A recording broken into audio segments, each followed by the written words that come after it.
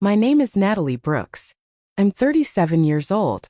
And until 2 weeks ago, I believed I had a decent marriage. Not a fairy tale. Not the kind people post online with filtered smiles and exaggerated captions. Just decent. Stable. Predictable in a way that felt earned after years of choosing each other. Looking back, maybe that's where I went wrong, mistaking familiarity for safety. Marcus and I were together for 9 years. Married for 7. We met at a work conference in Denver, killing time near a terrible coffee station between panels. One conversation turned into a phone call. Phone calls turned into 6 months of long distance. Eventually, he moved to my city. A year later, we were engaged. A year after that, married. It followed the trajectory everyone expects, the kind people stop questioning once enough time passes. 3 years ago, we bought a house. 2 cars in the driveway. Separate closets. Shared grocery lists. Conversations about kids that always landed somewhere in the vague future. Eventually, when work slowed down, at the right time, Marcus worked in corporate communications. I worked in project management. Both demanding, both consuming. We told ourselves we were building something together, even when most days felt like parallel lives under the same roof. The first sign something was wrong wasn't dramatic. He just drifted. He started coming home later. Not absurdly late. Just late enough that dinner cooled before he sat down. He took calls in the car before coming inside. Went straight to his office when he got home. Door half closed. Voice low. When I asked about his day, I got summaries instead of stories. Busy. Long. Same stuff. I told myself he was stressed. His company was restructuring. People were getting laid off. Anyone would be on edge. So I adjusted. I cooked more. Took on more of the household load. Gave him space when he seemed overwhelmed. I didn't nag. I didn't accuse. I tried to be the supportive wife I thought a good marriage required. But the distance kept growing anyway. Date nights disappeared. Conversations became logistical. We were roommates who shared a bed and avoided eye contact while brushing our teeth. Then, about 3 months ago, he started mentioning her. Not constantly. Just enough. My ex used to love this place. My ex was really good at fixing things like that. My ex had the same car. I didn't say anything at first. I didn't want to sound insecure. But it sat wrong. He'd barely talked about her in all the years I'd known him. I knew the basics, 4 years together, a job offer across the country, he didn't want to move. End of story. Or so I thought. 2 months ago, his schedule changed again. More late nights. More work things. Happy hours. Weekend brunches. Always reasonable explanations. But something in me had already started paying attention. The morning I saw the text wasn't intentional. He'd left his phone on the kitchen counter while he showered. It buzzed once. Last night was amazing. Can't wait to see you again. The contact name was just initials. My stomach dropped so fast I had to sit down. I didn't open the phone. I didn't scroll. I didn't need to.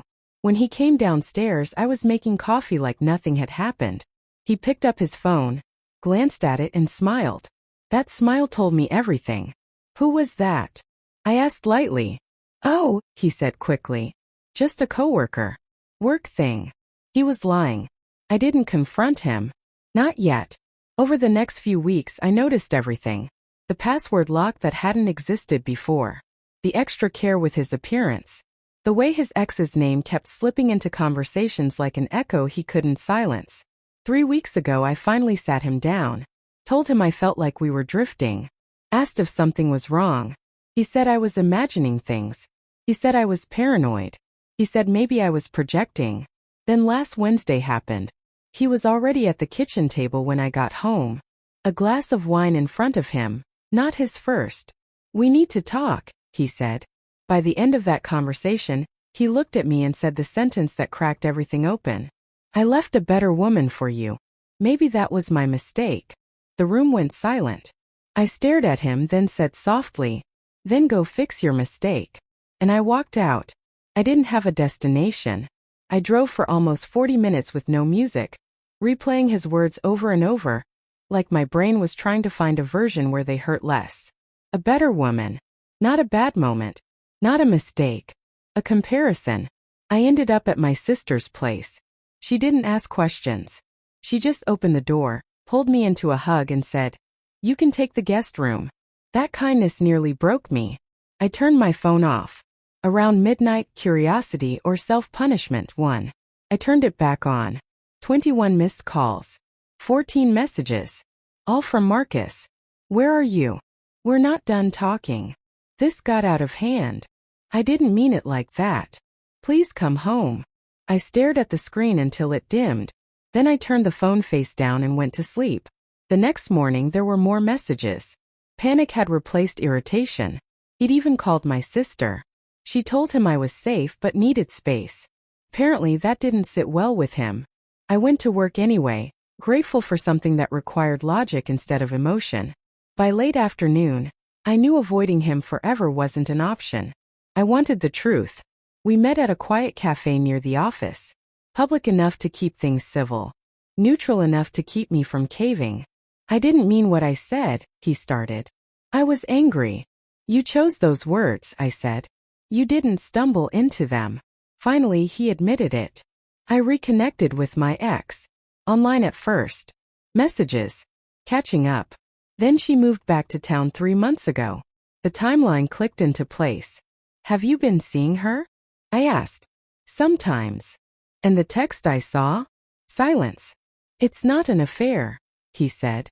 "We haven't slept together." "But you want to." He didn't answer. That silence told me everything. "So what was the plan?" I asked. "You keep me here while you figure out if she's better? That's not fair." "You haven't been present either," he snapped. I felt something inside me go still. "I was here," I said. "Every night. Every weekend. You shut me out." "She understands me," he said. That was it. I realized this hadn't started 3 months ago. It started the moment he decided to measure me against a ghost. "You didn't come back to her because you were confused," I said. "You came back because it was easy." When I stood up to leave, he reached for my hand. "Don't do this," he said. "We can fix it." "No," I said softly. "You wanted to see if there was something better. Now you get to find out what life looks like without me." The next morning, I didn't wake up heartbroken. I woke up focused. By noon, I had spoken to a lawyer. By 2, I had made a decision. That evening, I went back to the house, with a locksmith, a moving truck, and my sister. Not for protection. For clarity. "I'm moving out," I told him. "This is my 30-day notice." "This is because of one argument," he said. "No," I replied. "This is because you told me marrying me was a mistake." I packed only what was mine. When I handed him the lease I'd already signed, he stared at it like I'd spoken a foreign language. "You really thought this through?"